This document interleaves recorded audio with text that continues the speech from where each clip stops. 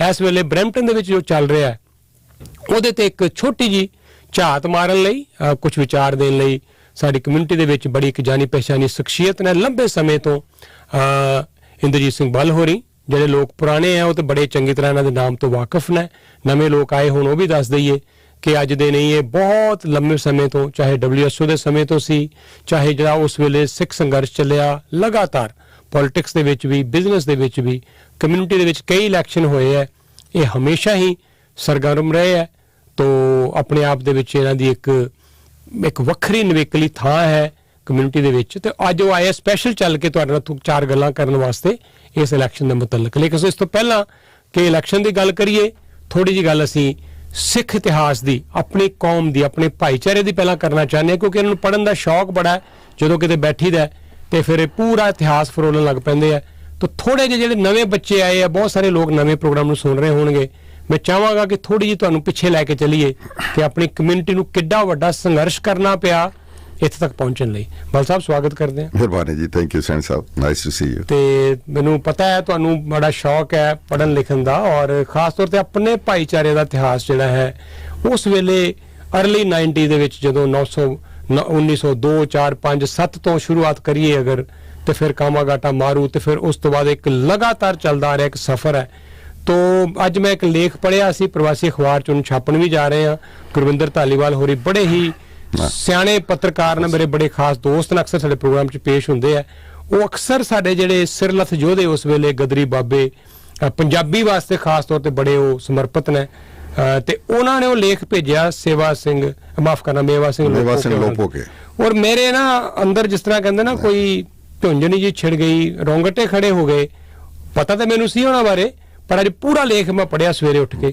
ते मतलब दंग रह गया मैं देख के कि ऐसे ऐसे साडे शहीद पैदा हुए सैन साहब कैनेडा दी कन्फेडरेशन जिहड़ी बनी है 1867 ते 155 वरे हो गया जी ते एग्जैक्टली 30 साल बाद साडे वडेरे पुरखे साडे इस मुल्क च आ गए सी ठीक है 1897 ਦਾ ਐਗਜ਼ੈਕਟਲੀ 30 ਇਅਰਸ ਲੇਟਰ ਔਰ ਉਸ ਤੋਂ ਲੈ ਕੇ ਅੱਜ ਤੱਕ 100 ਦੇਖ ਲਓ ਵੀ ਜਿਹੜਾ ਇਹ 35 ਵਰੇ ਦਾ ਇਤਿਹਾਸ ਹੈ ਇਹ ਬੜਾ ਹੀ ਮਾਣਮੱਤਾ ਇਤਿਹਾਸ ਹੈ ਜੀ ਸਾਡੀ 125 ਵਰੇ ਔਰ ਐਡਾ ਵੱਡਾ ਸੰਘਰਸ਼ ਹੈ और बड़ियां प्राप्तियां ने और बड़ियां ट्रेजिडीज भी ने इस विच बड़े खून खराबे भी ने और बड़े खून खराबे ते मैं समझदा भी वो इस करके भी होए कि वो जिहड़े समय दे हाकम सी उस समय जां अज भी साडे बंदियां दे मोढे ते रख के चलाउंदे रहे साडे बंदियां दा जिहड़ा आप ही खून खराबा हुंदा रहा खालसा दीवान सोसाइटी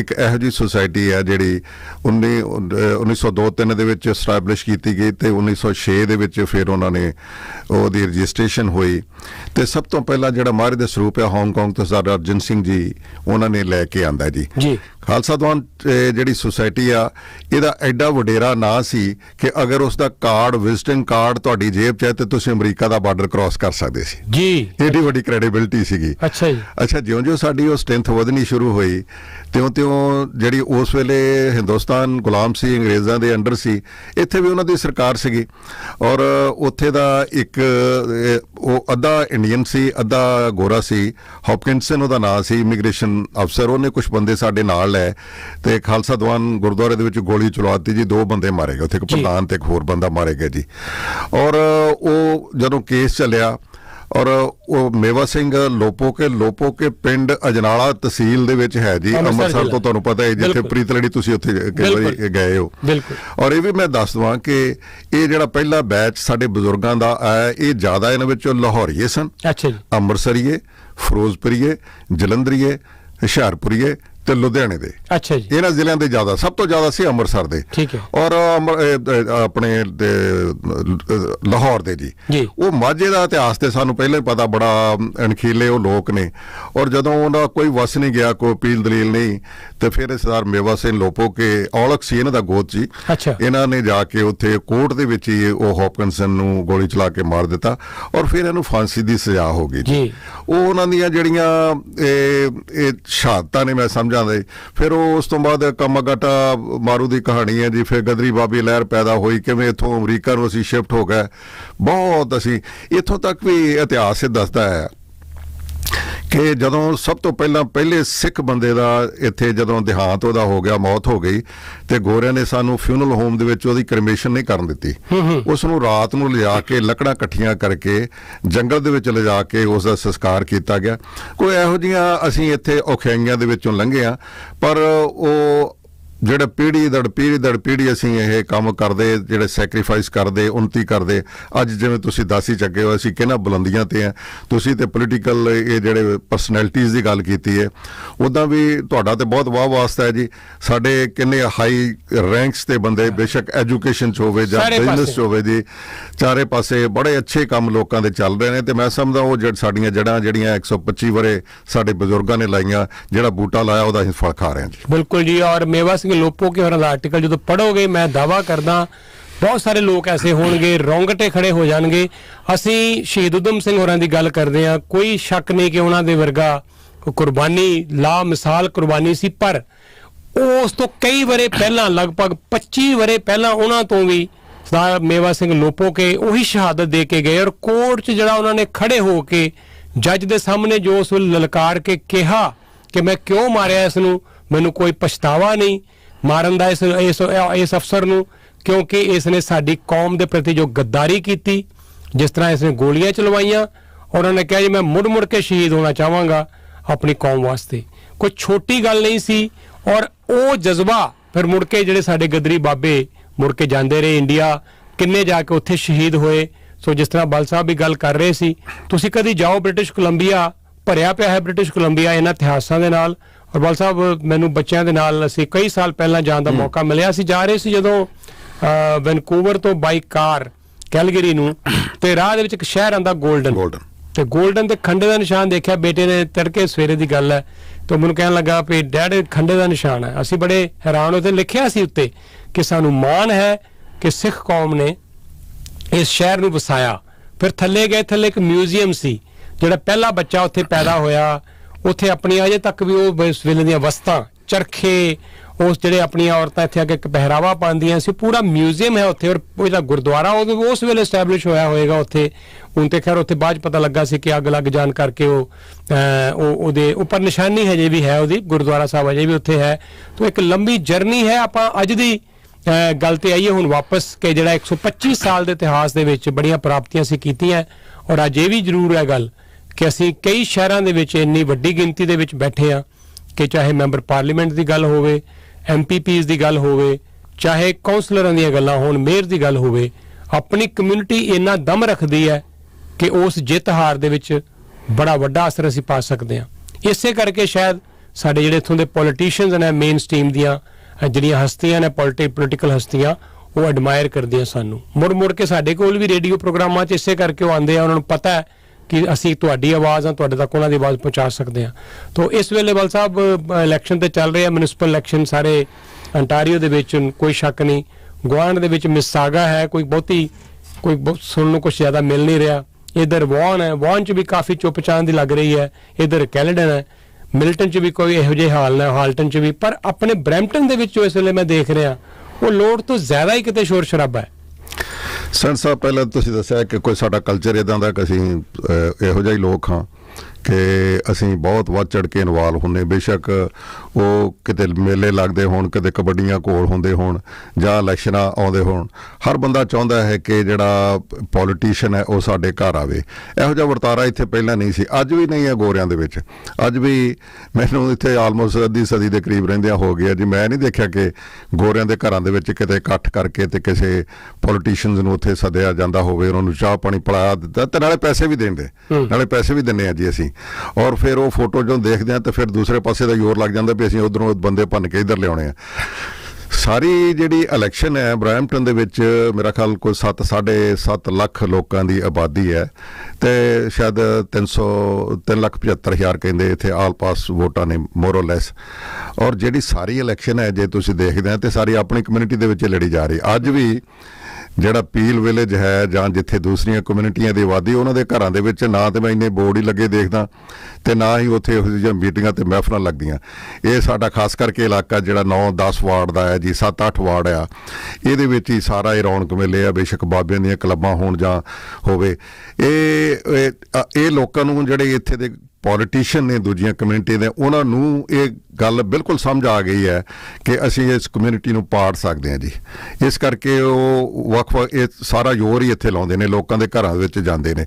ਔਰ ਕਮਿਊਨਿਟੀ ਦੇ ਪਾੜਨ ਦੀ ਜਦੋਂ ਮੈਂ ਗੱਲ ਕਰਦਾ ਜੀ, ਪਿਛਲੇ 4 ਸਾਲ 'ਚ ਸਾਡੇ ਸ਼ਹਿਰ ਦੀ ਹਾਲਤ ਇਹ ਵੱਧ ਤੋਂ ਬੱਤਰ ਹੋ ਗਈ ਹੈ ਜੀ। ਮੈਂ ਇੱਥੇ ਬਹੁਤ ਮੈਨੂੰ 32 ਸਾਲ ਤੇ ਬਰੈਂਪਟਨ 'ਚ ਰਹਿੰਦਿਆਂ ਨੂੰ ਹੋ ਗਏ ਜੀ। ਪਹਿਲਾਂ ਮੈਂ ਟੋਰਾਂਟੋ ਰਹਿੰਦਾ ਸੀ, ਕੈਨ ਵੈਲਨ ਤੋਂ ਲੈ ਕੇ ਪੀਟਰ ਰੋਬਰਟਸਨ ਤੱਕ, ਸੂਜ਼ਨ ਫੈਨਲ ਤੇ ਲਿੰਡਾ ਜੈਫਰੀ, ਪੈਟਰਿਕ ਬਰਾਊਨ, ਇਹ ਜਿਹੜੇ ਪਿਛਲੇ 4 ਸਾਲ ਆ ਜਿੰਨਾ ਕ੍ਰਾਈਮ ਵਧਿਆ ਹੈ, ਜਿੰਨੀਆਂ ਇੱਥੇ ਕਾਰ ਜੈਕਿੰਗਸ ਹੋਈਆਂ ਨੇ, ਜਿੱਥੇ ਇੱਥੇ ਕੋਈ ਸੇਫਟੀ ਸਿਕਿਉਰਿਟੀ ਲਾਈਫ ਦੀ ਹੈ ਹੀ ਨਹੀਂ।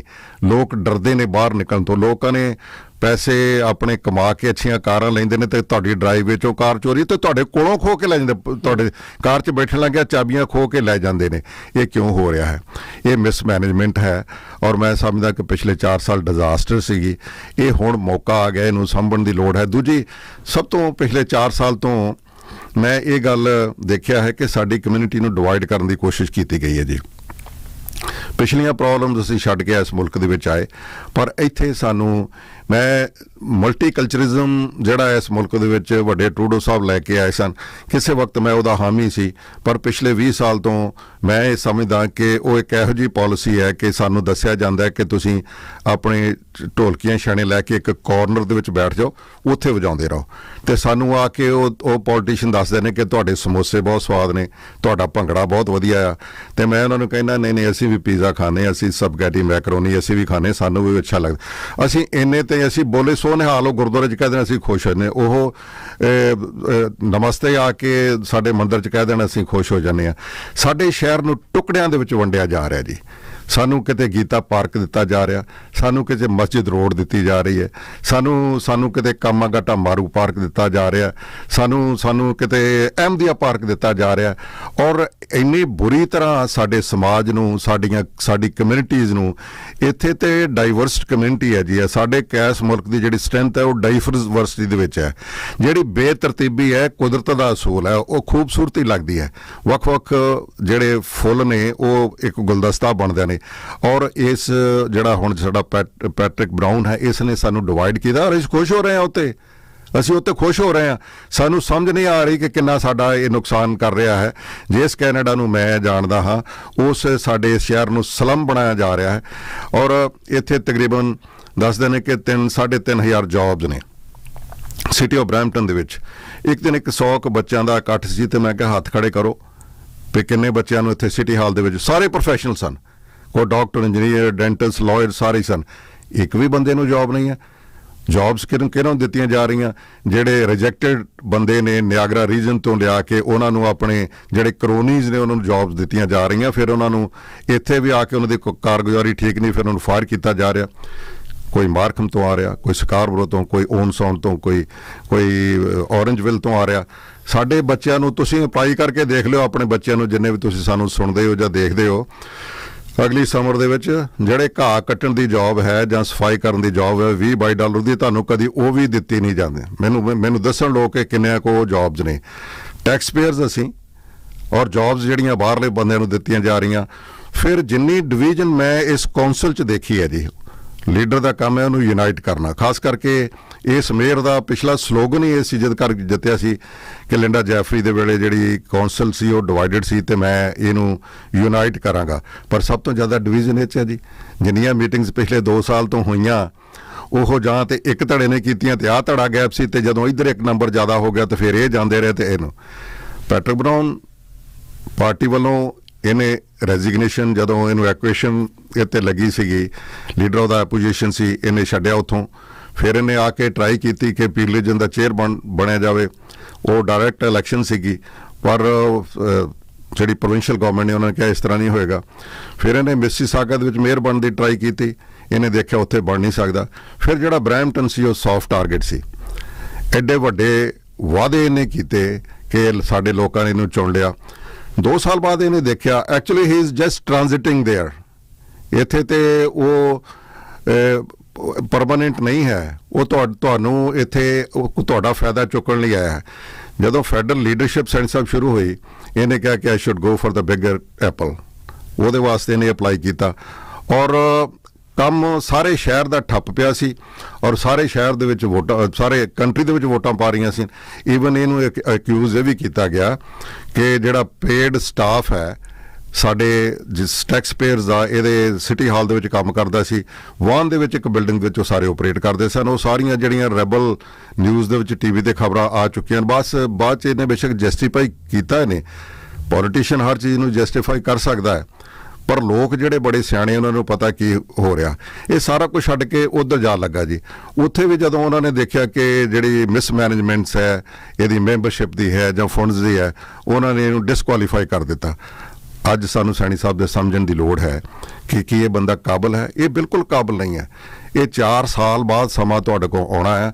ਇਹ ਆਪਣੇ ਬੱਚਿਆਂ ਦੀ ਖਾਤਰ ਮੇਰੀ ਬੇਨਤੀ ਹੈ, ਮੈਨੂੰ ਕੁਝ ਨਹੀਂ ਚਾਹੀਦਾ, ਤੁਹਾਨੂੰ ਕੁਝ ਨਹੀਂ ਚਾਹੀਦਾ। I have done with my life. ਅਸੀਂ ਤਾਂ ਹੁਣ ਆਊਟਗੋਇੰਗ ਜਨਰੇਸ਼ਨ ਆ, ਨਾ ਮੇਰੇ ਬੱਚਿਆਂ ਨੂੰ ਜੌਬ ਚਾਹੀਦੀ ਹੈ, ਨਾ ਮੈਨੂੰ ਚਾਹੀਦੀ ਹੈਗੀ ਆ। ਇਹ ਤੁਹਾਡੇ ਬੱਚਿਆਂ ਨੂੰ ਚਾਹੀਦੀ ਹੈ। ਇਹ ਤੁਹਾਡਾ ਸ਼ਹਿਰ ਹੈ। ਇੱਥੇ ਤਕਰੀਬਨ 2.5-3 ਲੱਖ ਸਾਡੀ ਕਮਿਊਨਿਟੀ ਸਾਊਥ ਏਸ਼ੀਅਨਸ ਰਹਿੰਦੇ ਨੇ। ਇਹਨਾਂ ਨੂੰ ਲੈ ਕੇ ਅਸੀਂ ਕਿੱਥੇ ਜਾਵਾਂਗੇ? ਸਾਡੇ ਬਰੈਂਪਟਨ ਨੂੰ ਸਲਮ ਬਣਾ ਦਿੱਤਾ ਗਿਆ ਹੈ ਤੇ ਜ਼ਿੰਮੇਵਾਰ ਤੇ ਫਿਰ ਲੀਡਰ ਹੀ ਹੁੰਦਾ ਹੈ ਨਾ, ਇੱਕੋ ਹੀ ਬੰਦਾ ਉਹ ਜ਼ਿੰਮੇਵਾਰ ਹੈ। ਹੁਣ ਸਮਾਂ ਆ ਗਿਆ ਕਿ ਤੁਸੀਂ ਆਪਣੇ ਡੈਮੋਕ੍ਰੈਟਿਕ ਤਰੀਕੇ ਦੇ ਨਾਲ, ਮੈਂ ਨਹੀਂ ਕਹਾਂਗਾ, ਨਾਂ ਨੇ ਲੈ ਕੇ ਨਹੀਂ ਕਹਾਂਗਾ ਕਿ ਇਹਨੂੰ ਵੋਟ ਪਾਈਏ, ਪਰ ਤੁਸੀਂ ਸਾਰੇ ਸਮਝਦਾਰ ਹੋ। ਇਹ ਜਿਹੜੀ ਆ ਮੈਨੇਜਮੈਂਟ ਸਾਡੇ ਸ਼ਹਿਰ ਦੀ, ਇਹ 'ਚ ਤਬਦੀਲੀ ਕਰਨ ਦੀ ਲੋੜ ਹੈ ਤਾਂ ਕਿ ਜਿਹੜਾ ਸਾਡਾ ਫਿਊਚਰ ਹੈ, ਸਾਡੇ ਬੱਚਿਆਂ ਦਾ ਫਿਊਚਰ ਹੈ, ਜਿਹੜੀ ਸੇਫਟੀ ਸਿਕਿਉਰਿਟੀ ਦੇ ਕੁਐਸਚਨਸ ਨੇ, ਅਸੀਂ ਅੱਛੀ ਤਰ੍ਹਾਂ ਸ਼ਹਿਰ ਵਿੱਚ ਰਹਿ ਸਕੀਏ। ਲੋ ਜੀ, ਇੰਦਰਜੀਤ ਬੱਲ ਹੋਰੀ ਤੁਹਾਨੂੰ ਅਪੀਲ ਕਰ ਰਹੇ ਨੇ ਔਰ ਇਹ ਇਲੈਕਸ਼ਨ ਦੇ ਮੌਕੇ ਦੇ ਉੱਤੇ ਹਰ ਆਦਮੀ ਇਸ ਇਲੈਕਸ਼ਨ ਨੂੰ ਆਪਣੇ ਨਜ਼ਰੀਏ ਦੇ ਨਾਲ ਦੇਖਣ ਦੀ ਕੋਸ਼ਿਸ਼ ਕਰ ਰਿਹਾ ਹੈ। ਤੁਹਾਡਾ ਆਪਣਾ ਨਜ਼ਰੀਆ ਹੋਏਗਾ ਔਰ ਹਰ ਵਿਅਕਤੀ ਕੋਲ ਡੈਮੋਕ੍ਰੈਟਿਕ ਰਾਈਟ ਹੈ ਕਿ ਉਹ ਆ ਕੇ ਤੁਹਾਡੇ ਨਾਲ ਗੱਲ ਕਰੇ। ਔਰ ਅਸੀਂ ਜਿਹੜਾ ਮੰਚ ਹੈ ਸਭ ਲਈ ਬਰਾਬਰ ਦਾ ਰੱਖਿਆ ਹੋਇਆ। ਕੋਈ ਵੀ ਆਂਦਾ, ਮੈਂ ਕਦੀ ਅੱਜ ਤੱਕ ਕਦੀ ਕਿਸੇ ਨੂੰ ਮਨਾ ਨਹੀਂ ਕੀਤਾ ਇਸ ਮੰਚ ਦੇ ਉੱਤੇ। ਕੋਈ ਮੈਂ ਬਾਂਹ ਖੜੀ ਕਰਕੇ ਕਹਿਣਾ ਕਿ ਕਦੀ ਕੋਈ ਬੰਦਾ ਕਵੇ ਕਿਸੇ ਆਈਡੀਓਲੋਜੀ ਦਾ ਹੋਵੇ, ਜੇ ਉਹ ਸਮਾਂ ਮੰਗੇ ਤੇ ਅਸੀਂ ਉਹਨੂੰ ਸਮਾਂ ਜ਼ਰੂਰ ਦਿੰਦੇ ਹਾਂ। ਤਾਂ ਇਹਨਾਂ ਦੀ ਇਹ ਅਪੀਲ ਤੁਹਾਡੇ ਵਾਸਤੇ ਹੈ। ਔਰ ਇੱਕ ਮੇਰੀ ਤੁਹਾਨੂੰ ਬੇਨਤੀ ਜ਼ਰੂਰ ਹੈ, 2 ਬੇਨਤੀਆਂ ਮੇਰੀਆਂ ਇਕੱਠੀਆਂ ਨੇ। ਇੱਕ ਪਹਿਲੀ ਤੇ ਇਹ ਹੈ ਕਿ ਇਲੈਕਸ਼ਨ ਸਿਰਫ ਇਲੈਕਸ਼ਨ ਤੱਕ ਰੱਖੋ। ਅਸੀਂ ਇਸ ਭਾਈਚਾਰੇ 'ਚ ਅੱਗੇ ਚੱਲ ਕੇ ਵੀ ਰਹਿਣਾ। ਆਪਣੀਆਂ ਦੂਰੀਆਂ ਆਪਣੀਆਂ ਇਹ ਇੰਨੀਆਂ ਵੱਡੀਆਂ ਵੰਡੀਆਂ ਨਾ ਪਾ ਦਈਏ ਕਿ ਮੁੜ ਕੇ ਇੱਕ ਦੂਜੇ ਤੋਂ ਮਿਲਣ ਜੁਲਣ ਤੋਂ ਵੀ ਜਾਈਏ। ਇਲੈਕਸ਼ਨ ਹੈ, ਇਹ ਆਣੇ ਔਰ ਜਾਣੇ ਹੈ। ਠੀਕ ਹੈ, ਵਿਚਾਰਾਂ ਦਾ ਆਦਾਨ ਪ੍ਰਦਾਨ ਹੋਣਾ ਚਾਹੀਦਾ, ਬਖਰੇਵਾਂ ਵੀ ਹੁੰਦਾ। ਤੋ ਇਸ ਸ਼ਹਿਰ 'ਚ ਅਸੀਂ ਰਹਿਣਾ, ਇੱਥੇ ਸਾਡਾ ਫਿਊਚਰ ਹੈ, ਅਸੀਂ ਕਿਤੇ ਨਹੀਂ ਜਾਣਾ। ਜਿੰਨਾ ਮਰਜ਼ੀ ਇਹ ਸ਼ਹਿਰ ਮਾੜਾ ਹੋ ਜਾਏ, ਅਸੀਂ ਇੱਥੇ ਰਹਿਣਾ ਔਰ ਇਸ ਨੂੰ ਸੁਧਾਰਨਾ ਹੈ। ਰਾਦਰ ਇਸ ਨੂੰ ਹੋਰ ਬਿਹਤਰ ਬਣਾਉਣ ਦੇ ਅਸੀਂ ਯਤਨਸ਼ੀਲ ਰਹਾਂਗੇ। ਨੰਬਰ 2, ਵੋਟ ਪਾਉਣ ਜ਼ਰੂਰ ਜਾਇਓ। ਮੈਂ ਤੇ ਵੋਟ ਕਾਸਟ ਕਰ ਆਇਆ ਜੀ। ਮੈਂ ਤੁਹਾਨੂੰ ਅਨਾਉਂਸ ਕੀਤਾ ਸੀ ਉਸ ਦਿਨ ਕੱਲ ਕਿ ਸੈਟਰਡੇ ਨੂੰ ਮੈਂ ਔਰ ਮਿਸਿਸ ਅਸੀਂ ਦੋਨੋਂ ਜਣੇ ਜਾ ਕੇ ਵੋਟ ਪਾ ਕੇ ਆਏ ਹਾਂ। ਵੋਟ ਪਾਉਣਾ ਸਾਡਾ ਅਖਲਾਕੀ ਫਰਜ਼ ਵੀ ਹੈ। ਅਸੀਂ ਸਹੂਲਤਾਂ ਮੰਗਦੇ ਹਾਂ ਇਸ ਮੁਲਕ ਦੇ ਵਿੱਚ, ਲੇਕਿਨ ਇਸ ਸਿਸਟਮ ਨੂੰ ਚਲਾਉਣ ਲਈ, ਡੈਮੋਕ੍ਰੈਟਿਕ ਸਿਸਟਮ ਨੂੰ ਚਲਾਉਣ ਲਈ ਵੋਟਿੰਗ ਪ੍ਰਣਾਲੀ ਨੂੰ ਮਜ਼ਬੂਤ ਕਰਨ ਦੀ ਲੋੜ ਹੈ। ਤਾਂ ਵੋਟ ਜ਼ਰੂਰ ਪਾਓ। 24 ਤਾਰੀਖ ਹੈ ਔਰ 2 ਵੱਡੇ ਸਾਡੇ ਤਿਉਹਾਰ ਨੇ। ਇੱਕ ਤੇ ਬੰਦੀ ਛੋੜ ਦਿਵਸ ਹੈ, ਦੀਵਾਲੀ ਹੈ। ਗੁਰੂ ਘਰਾਂ ਜਾਣਾ, ਮੰਦਿਰਾਂ ਜਾਣਾ, ਘਰਾਂ 'ਚ ਦੀਵਾਲੀ ਮਨਾਉਣੀ ਹੈ। ਲੇਕਿਨ ਪਲੀਜ਼ ਸਮਾਂ ਕੱਢ ਕੇ ਜੇ ਨਹੀਂ ਵੋਟ ਪਾਈ ਤਾਂ ਵੋਟ ਜ਼ਰੂਰ ਪਾ ਕੇ ਆਇਓ। ਆਪਣੇ ਹੱਕ ਦਾ ਇਸਤੇਮਾਲ ਕਰੋ ਜੋ ਅਸੀਂ ਸ਼ੁਰੂ ਚੁੱਕਿਆ ਹੈ ਕਿ ਜਿਹੜੇ ਸਾਹਿਬ ਮੇਵਾ ਸਿੰਘ ਲੋਪੋਕੇ ਵਰਗੀਆਂ ਵੱਡੀਆਂ ਵੱਡੀਆਂ ਸ਼ਖਸੀਅਤਾਂ ਨੇ ਤੁਹਾਡੇ ਮਾਣ ਇੱਜ਼ਤ ਵਾਸਤੇ ਜਿਹੜਾ ਇਹ ਕੁਰਬਾਨੀਆਂ ਦਿੱਤੀਆਂ, ਉਹਦੇ 'ਚ ਇਹ ਵੀ ਸੀ ਕਿ ਸਾਨੂੰ ਬਰਾਬਰ ਦਾ ਹੱਕ ਮਿਲੇ, ਜੋ ਮਿਲ ਚੁੱਕਾ ਹੈ। ਤੇ ਇਸ ਹੱਕ ਨੂੰ ਇਸਤੇਮਾਲ ਜ਼ਰੂਰ ਕਰੋ। ਬਲ ਸਾਹਿਬ ਤੁਸੀਂ ਆਏ ਹੋ, ਤੁਹਾਡਾ ਬਹੁਤ ਬਹੁਤ ਧੰਨਵਾਦ। ਲਾਸਟ ਕੁਝ ਹੋਰ ਸ਼ਬਦ ਕਹਿਣਾ ਚਾਹੋ? ਬੜੀ ਖੂਬਸੂਰਤ ਗੱਲ ਕਹੀ ਹੈ ਸੈਣੀ ਸਾਹਿਬ ਤੁਸੀਂ ਵੀ elections may come and go. ਮੇਰਾ ਆਪਣਾ ਤਜਰਬਾ ਹੈ ਜੀ ਕਿ ਇਲੈਕਸ਼ਨ ਦੇ ਵਿੱਚ ਜਿਹੜੇ ਲੋਕ ਅੱਜ ਤੁਹਾਡੇ ਨਾਲ ਨੇ, ਹੋ ਸਕਦਾ ਅਗਲੀ ਇਲੈਕਸ਼ਨ ਤੁਹਾਡੇ ਨਾਲ ਨਾ ਹੋਣ ਜੀ। ਜਿਹੜੇ ਦੂਸਰੇ ਪਾਸੇ ਨੇ ਉਹ ਤੁਹਾਡੇ ਨਾਲ ਆ ਸਕਦੇ ਨੇ। ਸੋ ਕੋਈ ਇਹੋ ਜਿਹੀਆਂ ਗੰਢਾਂ ਪੈਚੀਦਾ ਨਾ ਅਸੀਂ ਬੰਨ੍ਹ ਲਈਏ ਆਪਣੇ ਦਿਲਾਂ ਦੇ ਵਿੱਚ ਕਿ ਅਸੀਂ ਦੁਬਾਰਾ ਉਹ ਆਪਣੇ ਦਰਵਾਜ਼ੇ ਖੁੱਲ੍ਹੇ ਰੱਖੀਏ, ਉਹਨਾਂ ਨੂੰ ਮਿਲਵਰਤਨ ਨੂੰ ਬਣਾਈ ਰੱਖੀਏ। ਇਹ ਇਲੈਕਸ਼ਨਾਂ ਨੇ, ਹਰ ਕਿਸੇ ਦਾ ਆਪੋ ਆਪਣਾ ਹੱਕ ਹੈ, ਸਾਡੀਆਂ ਆਪਣੀਆਂ ਰਿਸ਼ਤੇਦਾਰੀਆਂ ਨੇ। ਔਰ ਦੂਸਰੀ ਮੇਰੀ ਬੇਨਤੀ ਹੈ ਕਿ ਆਪਾਂ ਕਿਸੇ ਕਮਿਊਨਿਟੀ ਦੇ ਖਿਲਾਫ ਗੱਲ ਨਾ ਕਰੀਏ ਜੀ। ਇਹ ਜਿਹੜੀ ਯੂਨਿਟੀ ਇੱਥੇ ਬੜੀ ਰਹਿਣੀ ਨਾ, ਉਹ ਬਹੁਤ ਜ਼ਰੂਰੀ ਹੈ। ਪਿਛਲੀਆਂ ਕੁਝ ਘਟਨਾਵਾਂ ਇਹੋ ਜਿਹੀਆਂ ਜਿਹਦਾ ਜ਼ਿਕਰ ਤੁਸੀਂ ਕਰ ਰਹੇ ਸੀ, ਗੀਤਾ ਪਾਰਕ ਦੀ ਸੋ ਕਾਲਡ ਵੈਂਡਲਿਜ਼ਮ ਦੀ ਗੱਲ ਕੀਤੀ ਹੈ ਤੇ ਕੋਈ ਵੈਂਡਲਿਜ਼ਮ ਨਹੀਂ ਸੀ। ਅਸੀਂ ਕੁਦਰਤੀ ਤੌਰ ਤੇ ਜਿਹੜਾ ਤੁਹਾਡਾ ਵਿਸ਼ਵਾਸ ਹੈ, ਜਿਹੜਾ ਤੁਹਾਡਾ ਧਰਮ ਹੈ, ਜੇ ਇਹੋ ਜਿਹੀ ਕੋਈ ਗੱਲ ਵਾਪਰਦੀ ਹੈ ਤੇ ਉਹ ਤੁਹਾਡਾ ਖੂਨ ਉਬਾਲਾ ਮਾਰਦਾ ਹੈ। ਪਰ ਆਪਾਂ ਨੂੰ ਉਹ ਗੱਲ ਉਹਦੀ ਤਹਿ ਤੱਕ, ਜਿਵੇਂ ਤੁਹਾਡੇ ਸਟਾਫ ਨੇ ਜਾ ਕੇ ਦੇਖਿਆ, ਪਹੁੰਚ ਕਰ ਲੈਣੀ ਚਾਹੀਦੀ ਹੈ। ਪਤਾ ਕਰ ਲੈਣਾ ਚਾਹੀਦਾ ਕਿਤੇ ਇਹ ਨਾ ਹੋਵੇ ਕਿ ਪੋਲੀਟੀਸ਼ੀਅਨ ਸਾਡੇ ਇਮੋਸ਼ਨਸ ਦਾ ਫਾਇਦਾ ਉਠਾ ਕੇ ਸਾਨੂੰ ਨੁਕਸਾਨ ਕਰ ਜਾਣ। ਜਿਹੜੀ ਬ੍ਰਿਜਿੰਗ ਹੈ ਸਾਰੀਆਂ ਕਮਿਊਨਿਟੀਆਂ ਵਿੱਚ, ਉਹ ਬਹੁਤ ਜ਼ਰੂਰੀ ਹੈ। ਖਾਸ ਕਰਕੇ ਆਪਣੀਆਂ ਕਮਿਊਨਿਟੀਆਂ ਹਿੰਦੂ, ਸਿੱਖ, ਪੰਜਾਬੀ, ਇੰਡੀਅਨਸ ਤੇ ਉਹ ਤੋਂ ਬਾਹਰ ਨਿਕਲ ਕੇ ਦੂਸਰੀਆਂ ਕਮਿਊਨਿਟੀਆਂ 'ਚ ਵੀ ਸਾਡੀਆਂ ਨੇਬਰਹੁੱਡ ਦੇ ਵਿੱਚ ਪਾਕਿਸਤਾਨ ਹੈ ਜਾਂ ਦੂਸਰੀਆਂ ਕਮਿਊਨਿਟੀਆਂ ਨੇ ਜਾਂ ਤੋਂ ਆਲੇ ਦੁਆਲੇ ਤੁਹਾਡੇ ਗੁਆਂਢ 'ਚ ਜਿਹੜੇ ਰਹਿੰਦੇ ਨੇ ਉਹਨਾਂ ਦੇ ਨਾਲ ਆਪਸੀ ਜਿਹੜਾ ਭਾਈਚਾਰਾ ਪ੍ਰੇਮ ਹੈ ਇਹ ਜ਼ਰੂਰ ਬਣਾ ਰਹਿਣਾ ਚਾਹੀਦਾ। ਇਹ ਮੇਰੀ ਬੇਨਤੀ ਹੈ। ਇਲੈਕਸ਼ਨਾਂ ਤੇ 24 ਤਰੀਕ ਤੋਂ ਬਾਅਦ ਖਤਮ ਹੋ ਜਾਣੀਆਂ ਜੀ, ਆਪਾਂ ਫਿਰ ਇਕੱਠਿਆਂ ਨੇ ਇੱਥੇ ਰਹਿਣਾ। ਚਲੋ ਜੀ, ਮਿਹਰਬਾਨੀ ਜੀ ਬਲ ਸਾਹਿਬ, ਤੁਹਾਡੇ ਆਉਣ ਦੇ ਲਈ ਸ਼ੁਕਰੀਆ। ਔਰ ਸਾਡੀ ਗੱਲਬਾਤ ਅਜੇ ਹੋਰ ਮਹਿਮਾਨਾਂ ਨਾਲ ਵੀ ਇਦਾਂ ਹੀ ਜਾਰੀ ਰਹੇਗੀ। ਬਹੁਤ ਬਹੁਤ ਸ਼ੁਕਰੀਆ ਸਰ।